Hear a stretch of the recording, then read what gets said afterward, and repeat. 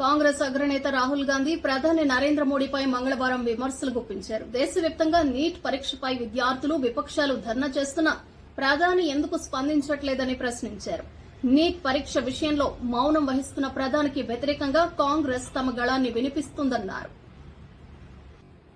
భద్రాద్రి, యాదాద్రి విద్యుత్ ప్లాంట్, ఛత్తీస్గఢ్ విద్యుత్ కొనుగోళ్ల వ్యవహారంపై జస్టిస్ నరసింహారెడ్డి కమిషన్ విచారణ కొనసాగుతోంది. బీఆర్కే భవన్ లో కమిషన్ కార్యాలయానికి తెజాస అధ్యక్షుడు ప్రొఫెసర్ కోదండరాం, విద్యుత్ శాఖ అధికారి రఘు వచ్చారు. ఇద్దరి వద్ద కమిషన్ వివరాలు అడిగి తెలుసుకున్నారు. అనంతరం కోదండరాం మీడియాతో మాట్లాడారు. గత ప్రభుత్వం తీసుకున్న అన్ని నిర్ణయాలను సమర్థించుకునే ప్రయత్నం చేస్తున్నారని అన్నారు. చట్టం ప్రకారం అందరూ నడుచుకోవాలన్నారు.